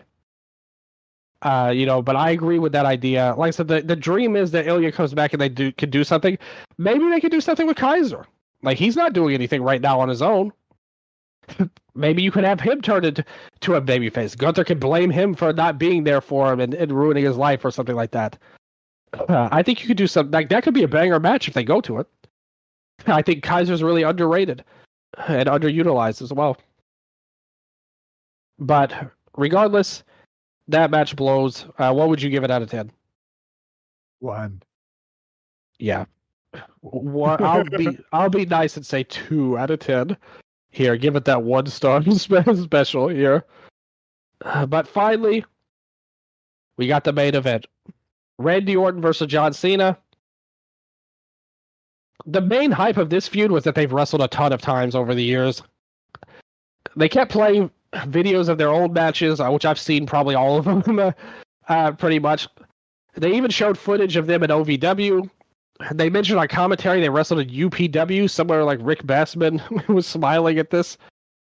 And they were talking about it for the Brian Pillman Memorial show they wrestled. And they've wrestled all these matches. They were like, they've wrestled 93 times and 24 matches one-on-one. And this will be the one to break the tie or whatever. So they come in. Orton, the crowd sings a song. He takes forever to do his entrance. I'm sure it was cool in the crowd. Again, I can't really hate on it. I don't blame them for playing into this when the crowd's reacting so crazy. But as a viewer, eventually I was like, let's get on with this. Cena comes out wearing the belt like backwards, like he wears it facing his backside, so he walks backwards to the ring.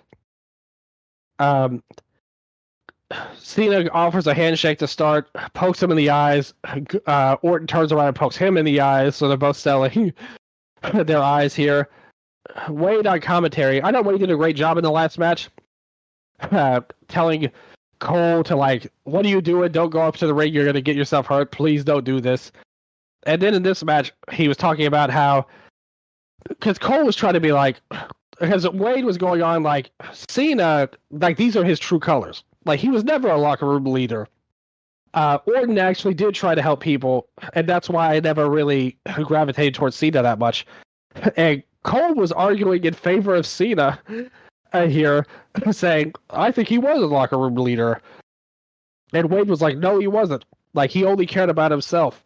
And he was actually telling the story appropriately, which Cole didn't do for some reason here. And I mean, hey, Kenny Dykstra and Alex Riley don't think Cena's a locker room leader. I can promise you that here. And but they go on and on. They do a very basic match. They were doing chin locks just like the good old days of 08 Raw, when they wrestled a million times in 08 and 09, along with Triple H. They threw in there to waste everyone's time more. They went in. Orton did his slow stomps. They went back to the chin locks. Cena hit the big spin out power bomb. Then the 5-knuckle shuffle. He went for the attitude adjustment, but then he turns it into an RKO in midair. That was good. They fight back up. The crowd was going crazy for this too. They were super into this match. Um, Cena finally hits the AA, but Orton kicks out. Orton blocked an attitude adjustment, then hit another RKO, but instead of going for the cover, he sets up for the punt. But then Cena fires up and hits the AA for another 2 count. Cena goes for the punt, but then Orton tries to go for an attitude adjustment, but then Cena goes to the referee and shoves Orton to the referee. He hits the AA, and then he grabs the title, and he's about to nail Orton, but instead Orton hits the RKO. They go to the outside. They go for the announce table. Orton shoves everyone off. Cena looks for the AA, but then Orton counters into his own AA. The table doesn't break, but then it slacks over at the end, so it does break in the end. Orton, with his 25 years of experience, does what every worker says is great and every fan loves the most. He blatantly repeated the spot over again as he grabbed the table from under the ring, grabbed Cena, then hit the attitude adjustment to break the table for real.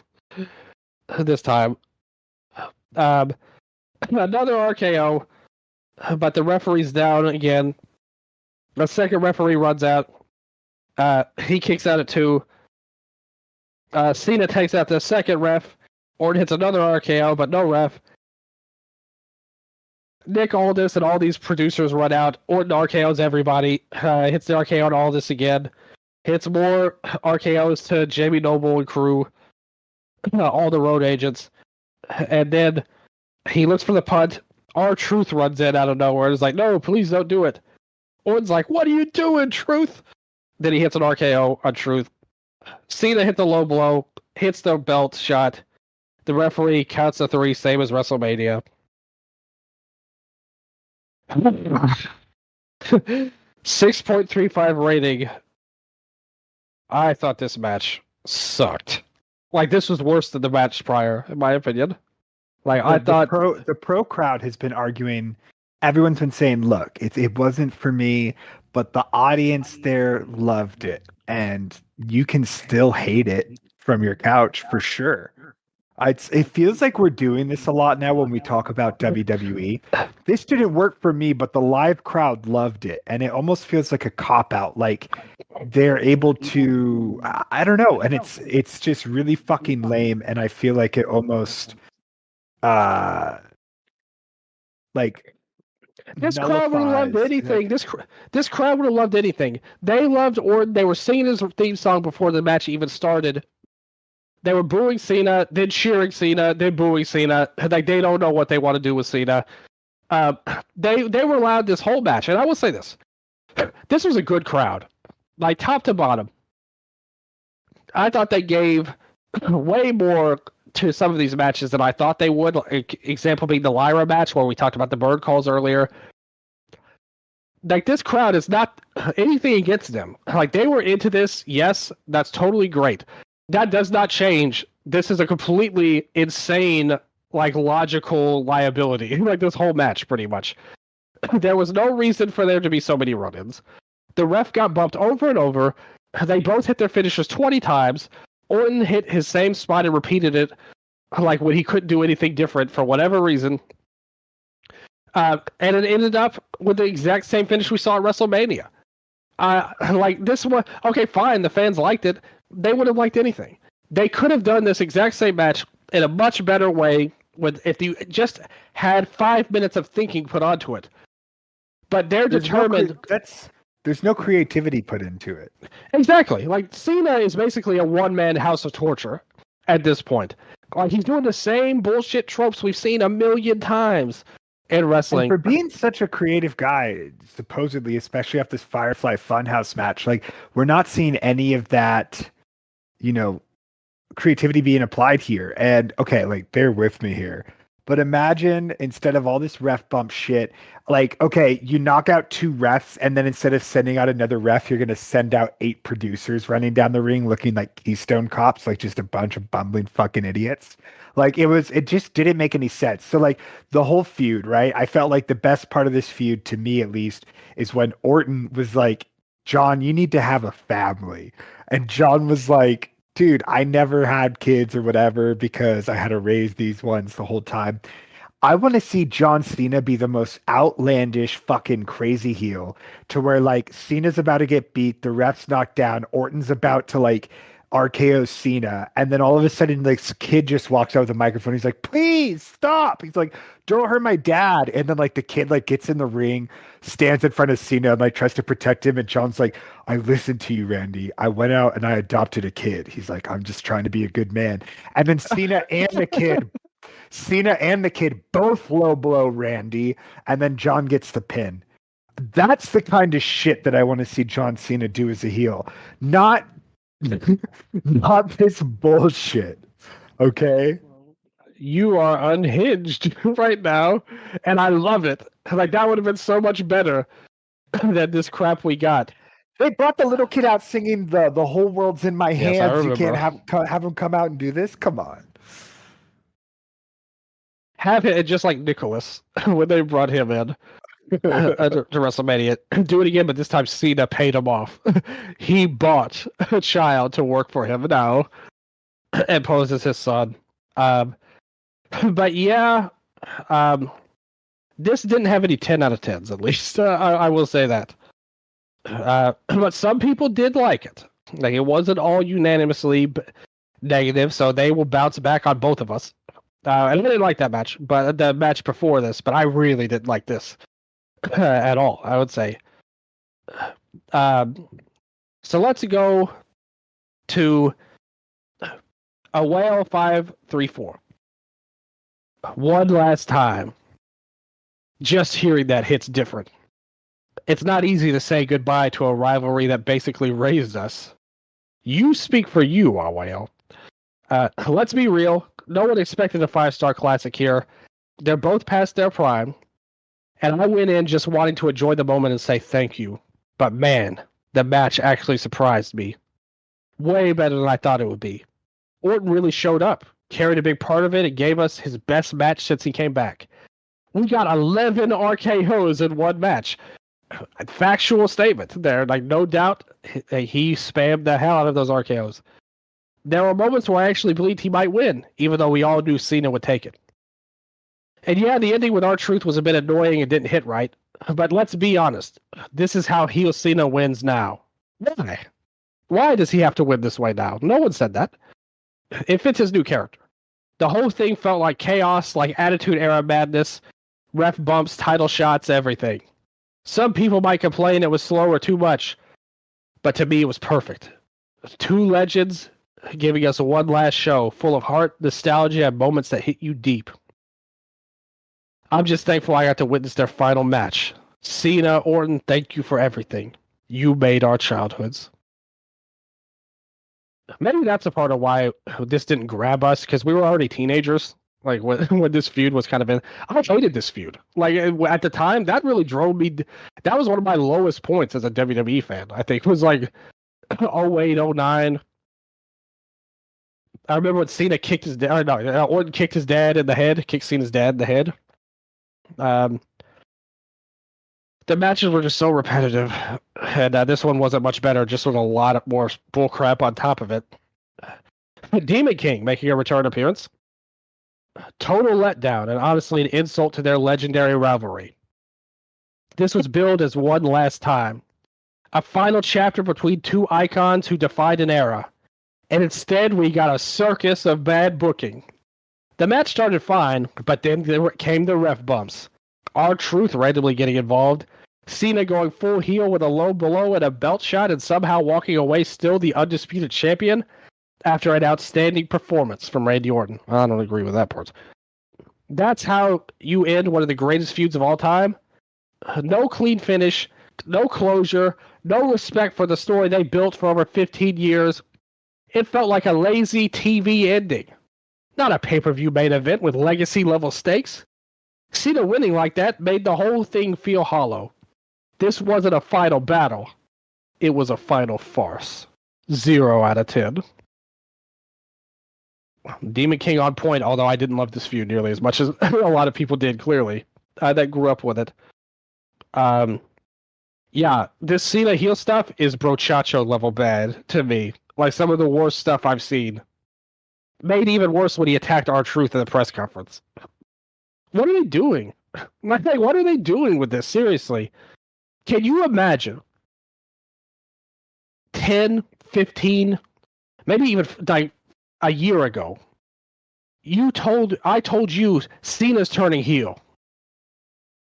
You would have thought, man, this is gonna. And the turn did do that. It captured the feeling of one of the biggest angles ever, and one of the greatest feuds we all saw. And we praised that. We talked about. Go back to our Elimination Chamber show. We talked good about that. But how crazy would it be if this company's successful run they've been on gets slowed down because of a John Cena heel turn? Because that's what it feels like.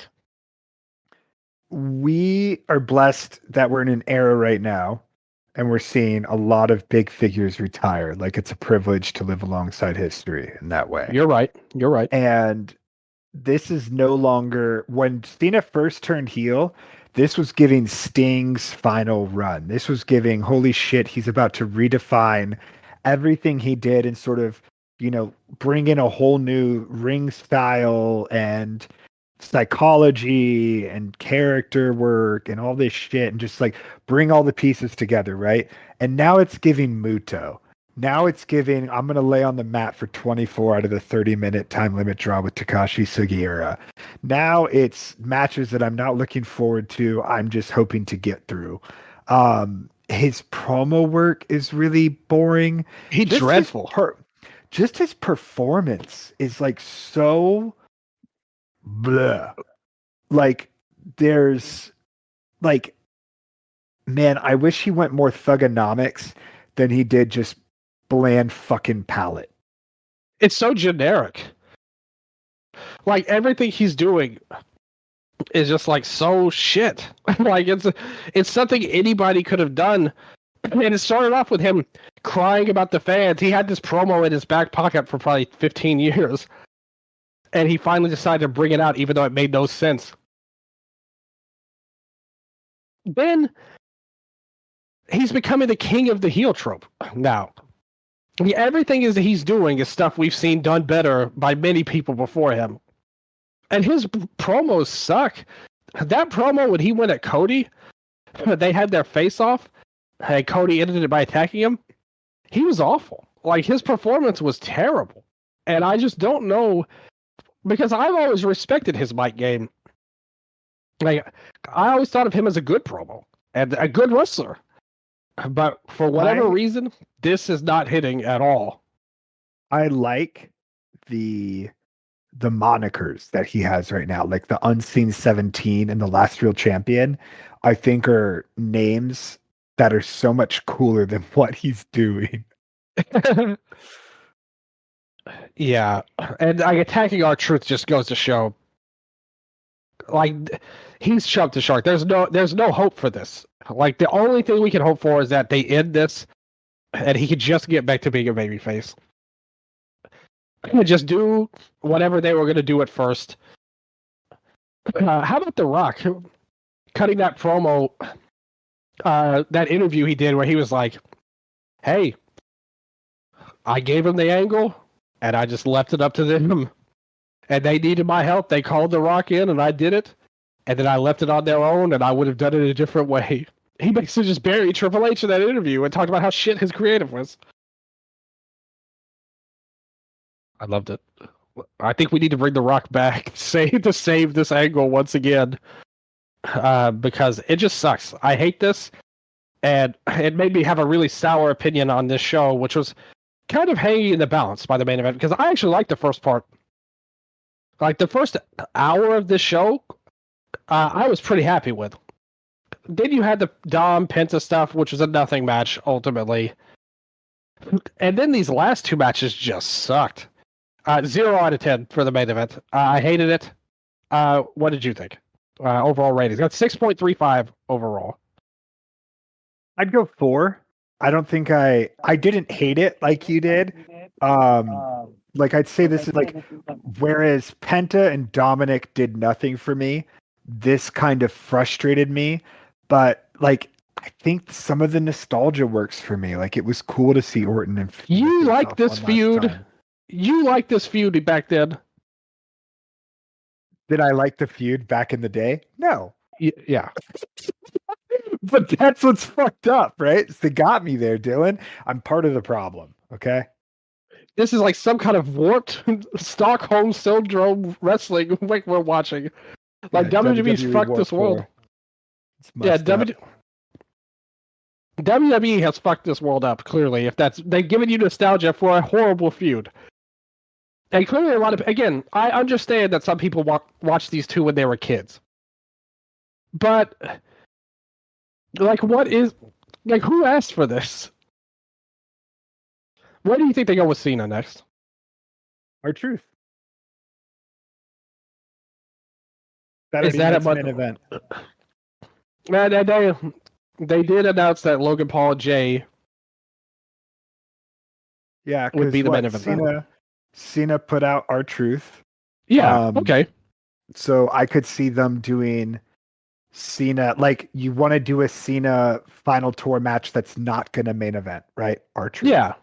Okay. And then after that, I imagine he's going to face Jay at Night of Champions, which is that's hilarious. Fucking nightmare. I might call out of hey guys, if I'm out sick the week that we do the show for Night of Champions, I'll be going solo that week. Just a heads up, I might be sick in June. So I just got a feeling of that. I got a feeling. So well, we'll see what happens. And that's another thing. Imagine I'm like, I really don't want to see Jey Uso versus John Cena. And then a month from now, we're like, okay, so we're here to talk about Logan Paul versus John Cena from Night of Champions. It's just that fucking monkey's paw curling, dude. Nightmare scenario you're putting us in right now. Because there's no way that, unless they do it on TV, that Seth or someone else takes the title off Jay in that time frame. I know. I like the faction Seth's doing, though. Like Seth and Braun, I think that's a cool thing. If you can add 2 more people to it, because WWE, I feel like, is afraid to do factions with a lot of people, sans like your Judgment Day. Like it's always like 3 people or whatever, right? Like they're way more into like trios with a woman than they are like an actual faction, I guess you could say. And yeah, so who are a couple people that you would like to see join Seth's new faction? Do they have a name, by the way? No name yet. And I think they're gonna because he keeps saying this is the Vision, so I think they're gonna do something with Vision as a name overall. Because like this is the vision for the future of this business. I actually think Becky would be a great person to like a logical. I know that they probably don't want to work together considering how awful it was last time. But them as a heel couple, I think there's legs to this.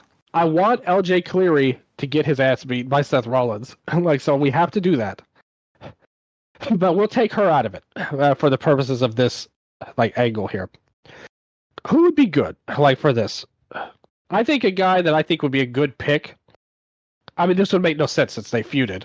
But Reed, like when he gets back from injury, another heavy that you could put in with Seth and Braun, have him do something crazy.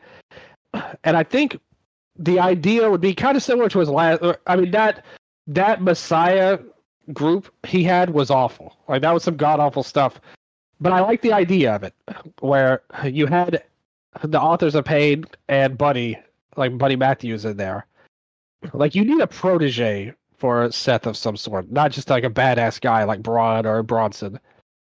Like who would be somebody that they could like groom to be his like second, the guy he sees in the future in storyline. Ooh. It's hard. I like because I don't watch as much in terms of like the tertiary characters. I don't know them as well as you do, which is why I ask. But move Chad Gable, like drop that stupid mask and put him in this group. Oh, just poor Creed brothers. Yeah, we don't want that. Like we don't want the Creed brothers to be left behind. Surely. I love them. Like the Creed brothers rule. Like no joke about that. Yeah, I'm struggling to like think of like a younger guy who's like in a singles like Carmelo, but that doesn't really. That's exactly what I was thinking of. Yeah, like the thing is, the gimmick doesn't really fit what he wants. But I think, what about one of the like Legato guys, like Santos? Like, give him a little bit of a boost and put him That'd up be there. cool. I think he would be a decent fit overall. Like, who's somebody from NXT they might be able to bring up? Channing Ricky Stacks Stark. Lorenzo. Yeah, I mean that's perfect. Starks. Like that's a perfect Ricky fit right Starks. there. Yeah. Ricky Saints and Bronson Reed and Becky. And that would be what I would add to this faction. Word. I'm into it. Like Reed and Braun tag team champions, Seth world champion, and Ricky as the Intercontinental champion. There. That group sounds money to me. Like this group we've created. That sounds pretty good to me, to be honest. Is there somebody that maybe a more athletic guy that could be a tag partner for Braun instead of Reed? But still a badass. Like somebody who could hurt people, but might be more like a fast type of guy. Ooh. Obafemi. Oh, fuck yes. Like yes. Like this is perfect. Well, you could bring up Trick, and you could probably hide Trick would him be pretty good. well in a Braun tag team. That would be really smart. But I do think he's gonna he's challenging for the that's your TNA world champion, like potentially you're talking about.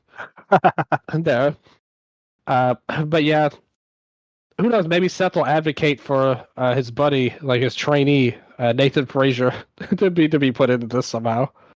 Have him be the speed champion in the group. What about Kaiser? I brought him up earlier. Like he's not doing anything. Yeah, and I don't know. I feel like there's just more story to tell with him and Gunther before he. I want that elsewhere. too. I want that too. But there's potential. We're obviously both big fans of Japanese wrestling. The units and the factions are a big part of that. So I would love to see them do a real group. And it's a big part of this company. Like their biggest storylines are the Bloodline and the Judgment Day. And it looks like this is going to be the next generation of that as Judgment Day probably crumbles. So I think it's a good idea. See what they've done. That's a comment I would love to see too. If anybody wants to message me or Nello on Blue Sky, let us know your ideas for Seth's faction, who you want to see in there. But overall, Backlash, it was a really up and down show. Like I said, I was into the first half. I thought the second part really sucked. I do have to say, and like you said, I'm with you. Just the way they formulate these shows is really not great, in my opinion. But it's got a 6.67 rating. I would probably go 4 out of 10, maybe 5. Like it feels like a 5, but that main event pissed me off so much. I'm going to take points away. Like give it a 4.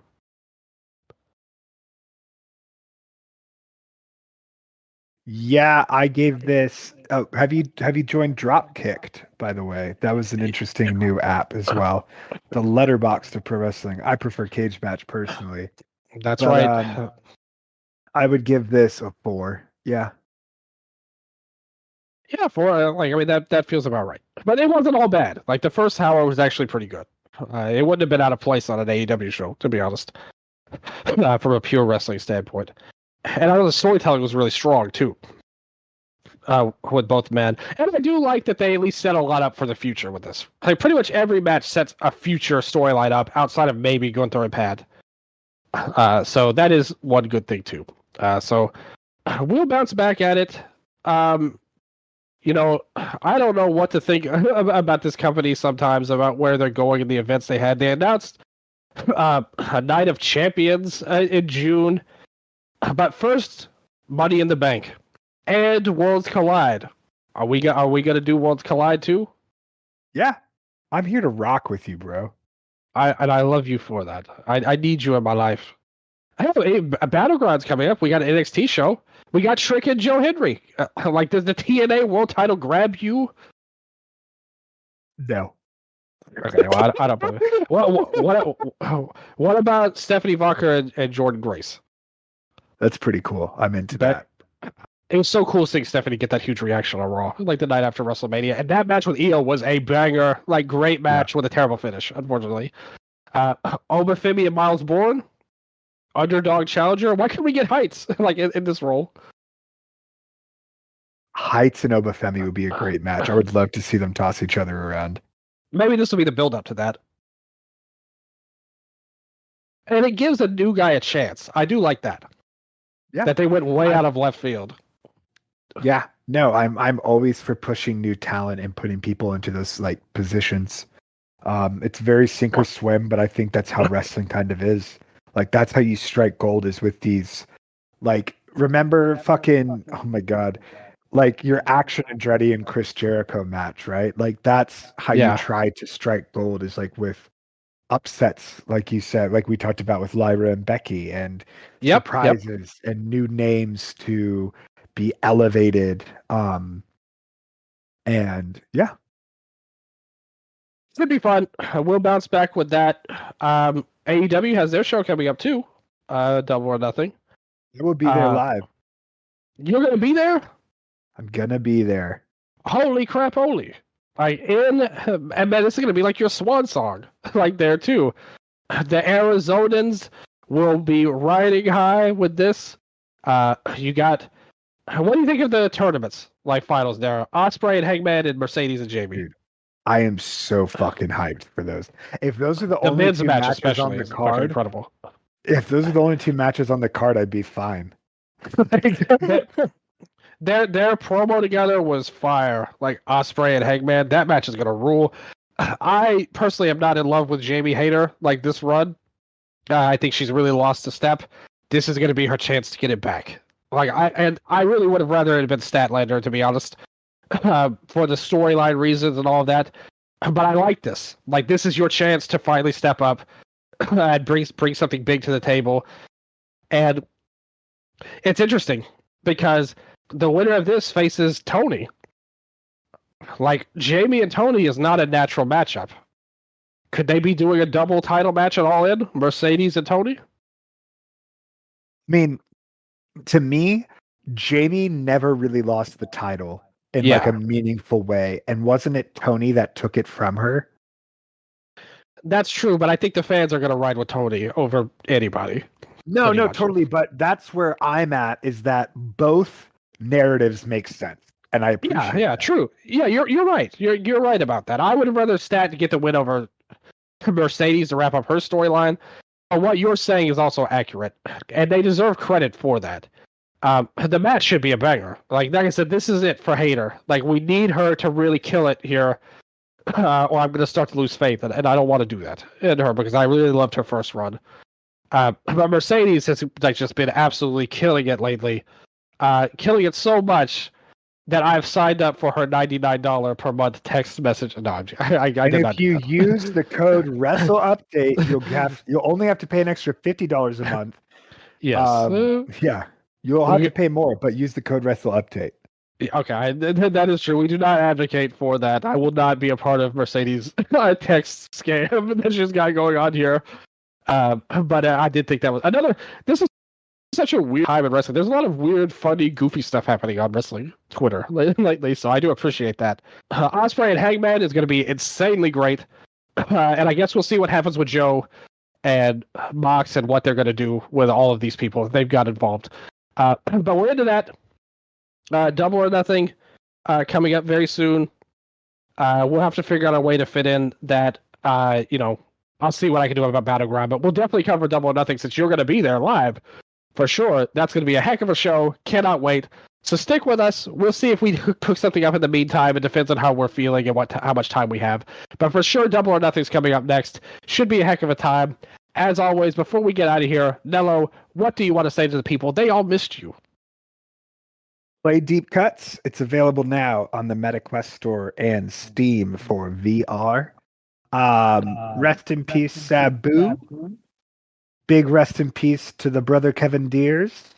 And love. It's all love. Thank you for listening. Unless Absolutely. you're Pat McAfee. Ooh, do you think he listens? Of course he does. Well, I appreciate Pat anyway. He's always quoting us on his show, dude. Like literally watch on his show next week. He's going to be talking like, oh, I think a little kid should have come in the ring and hit Orton in the nuts for Cena. And I'm going to be like, look, Dylan, he fucking did it again. We'll have to see how that plays out. But I think there could be some bragging rights on the line if you get it right, my friend. There, you may have proved me wrong. Pat may have proved me wrong, but the fact is, I still appreciate all the listeners, even if you are Pat McAfee.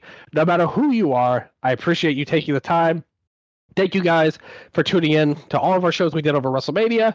And going forward, it's going to be bigger and better than ever. Wrestle Update, new era. Cannot wait to get into it because you know I love you, and I always will. Until next time, this has been your Wrestle Update.